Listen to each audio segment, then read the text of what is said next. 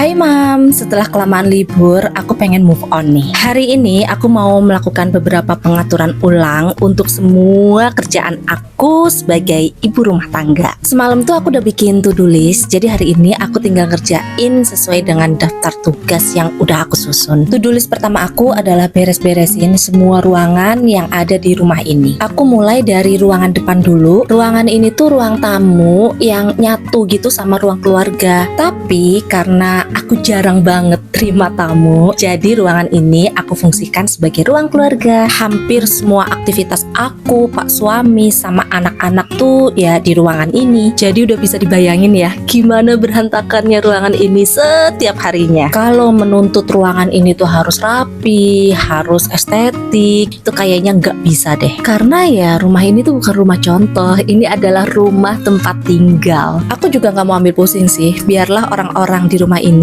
semuanya itu berkreasi di ruangan ini. Yang penting jadwal beresin ruangan ini tuh setiap hari. Dan aku juga nggak sendirian, ada anak-anak yang juga bertanggung jawab terhadap kebersihan dan kerapihan di ruangan ini. Sekarang mari kita beralih ke kamar 2. Di rumah ini tuh ada 2 kamar. Kamar 1 yang ada di depan dan kamar 2 ini di belakang. Karena kami berempat itu masih tidur dalam satu kamar, jadi yang dipakai untuk tidur itu adalah kamar 1. Kamar 2 ini masih difungsikan untuk ruang ibadah dan juga wardrobe atau walk-in closet ala-ala. Jadi kamarnya itu disekat jadi 2 gitu. Kedepannya kamar ini tuh akan jadi kamar aku sama kamarnya pak suami. Kan gak mungkin kami tidur itu berempat terus. Lagi nunggu rezekinya supaya bisa renov secepatnya. Amin. Karena hari ini aku mau vakum karpet di kamar ini, jadi aku mau angkat dulu nih semua peralatan untuk ibadah kami. Hari ini mukena, sarung sama sajadahnya itu nggak akan aku cuci karena 2 hari lalu baru aja aku cuci. Untuk wardrobe-nya aku akan urusin nanti, sekalian aku mau declutter semua baju. Urusan declutter ini belum juga sempet ya aku lakuin. Beralih ke kamar 1. Kamar ini tuh super penuh karena di sini tuh ada satu tempat tidur besar dan ada satu kasur kecil gitu di bawah.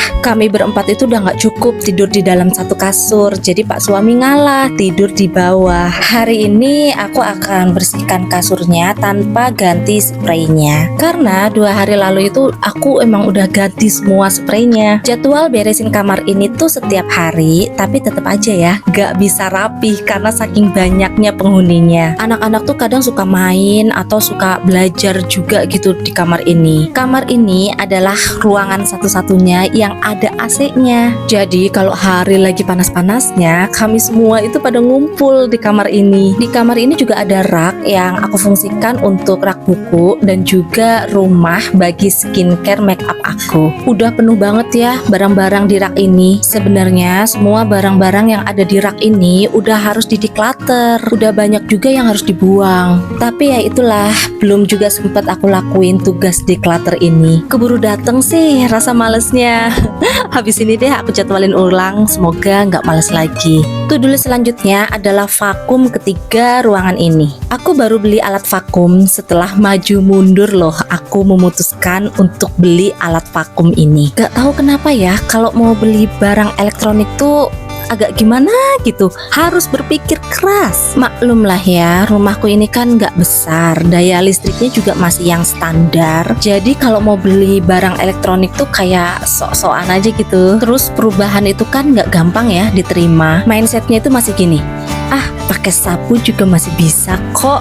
Aku masih mampu kok ngerjain semuanya sendiri manual gitu. Ya semacam gitulah. Terus ya kalau pakai barang elektronik masih agak takut kalau tiba-tiba tagihan listrik tuh jadi bengkak. Dulu waktu memutuskan pasang AC itu juga agak kaget sama listriknya. Jadi kalau mau beli barang elektronik tuh kudu dipikirin mateng-mateng gitu loh. Ini aku beli vacuum cleaner yang standar. Aku lihat reviewnya di medsos, banyak yang bilang kalau kualitasnya itu udah oke, tapi harganya lumayan murah. Bagi pemula seperti aku ini, vacuum cleaner kayak gini tuh udah oke banget. Pas make itu langsung happy, ternyata lantainya bisa bersih keset gitu ya. Pas pakai sapu sebenarnya bersih juga, tapi entah kenapa kalau pakai vacuum cleaner tuh makin bersih gitu rasanya. Jadi nggak nyesel deh invest barang elektronik. Sekarang aku mau bersihkan bagian dapur. Ini bagian paling berat karena dapur aku kali ini tuh kotor banget.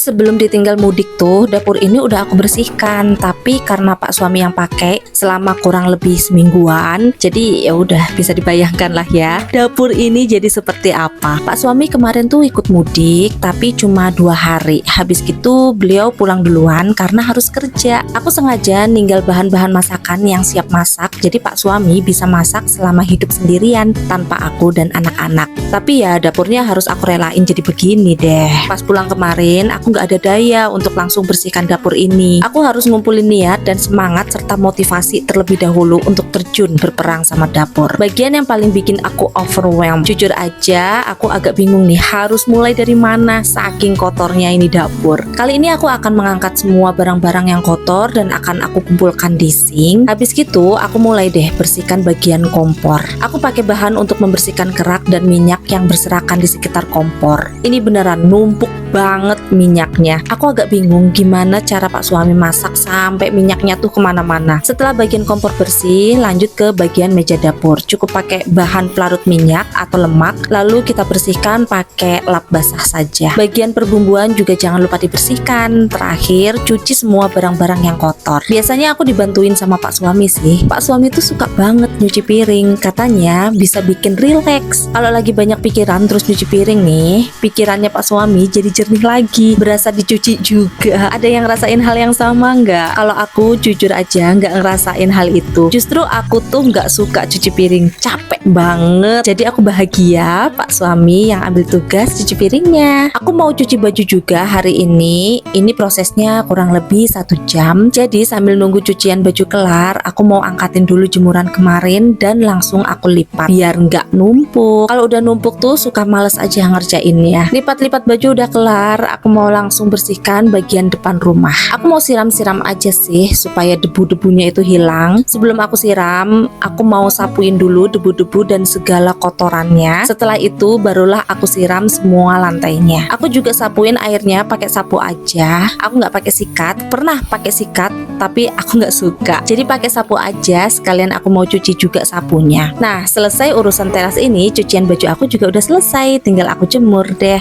Lanjut ya. Sekarang aku mau bersihkan kulkas. Bagian wajib sebelum belanja dan food prep. Isi kulkas ini tuh aku udah cuekin selama kurang lebih 2 mingguan atau bahkan lebih ya. Soalnya pas puasa di akhir-akhir tuh aku banyak bukber. Jadi beberapa bahan makanan pasti ada yang udah busuk. Sekalian aku mau cek apakah ada bahan makanan yang masih bisa diselamatkan. Aku nggak bersihkan kulkasnya yang deep clean gitu ya. Aku cuman lap-lap aja langsung tanpa aku copotin dan aku cuci. Jujur li, aku udah mulai lelah. Kulkasnya udah ready, tinggal belanjanya nih. Tapi sebelumnya aku mau bikin rencana menunya dulu. Kalau nggak bikin rencana menu, aku tuh suka bingung mau masak apa. Jadinya nggak satset. Terus yang dimasak ya itu-itu aja, nggak jauh-jauh dari telur goreng, sayur sop, bening bayam, goreng ayam, ya gitulah. Kalau udah ada rencana menu, ya tinggal masak sesuai dengan menu yang udah direncanain. Jadi kan nggak buang-buang waktu lagi ya. Aku tuh masaknya selalu pagi banget, soalnya mau dibawa buat bekal Pak suami juga. Jadi butuh yang beneran sat-set ringkes gitu. Selain bikin rencana menu, aku juga mau bikin rencana olahraga. Aku mau bener-bener mulai olahraga rutin. Ini aku mau bikin jadwal gitu, sama bikin porsi olahraganya gitu loh. Maksudnya mau olahraga apaan gitu loh. Semangat sehat dan pengen kurus lagi. Karena aku ngerasa badan aku itu udah mulai berat. Ada satu lagi rencana yang mau aku bikin, yaitu rencana jalur langit.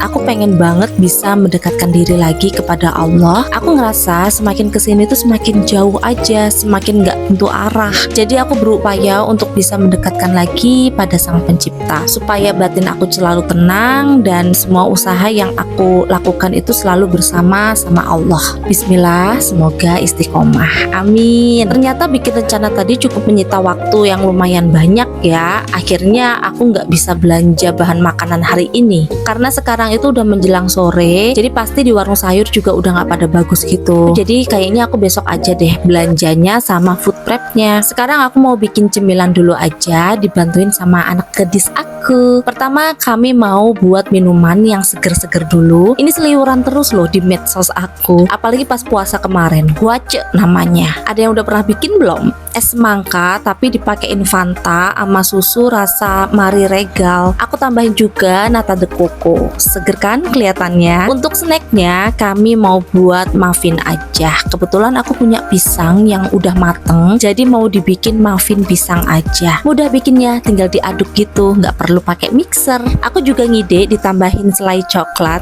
Kayaknya makin mantep gitu ya. Muffin pisang coklat. Yummy. Seriusan deh, ini seruangan, wanginya aduh, bikin ngiler. Oke, ini akan jadi snack sore kami. Sekian dulu video aku kali ini. Makasih banyak yang udah nonton. Sampai ketemu di video selanjutnya. Bye.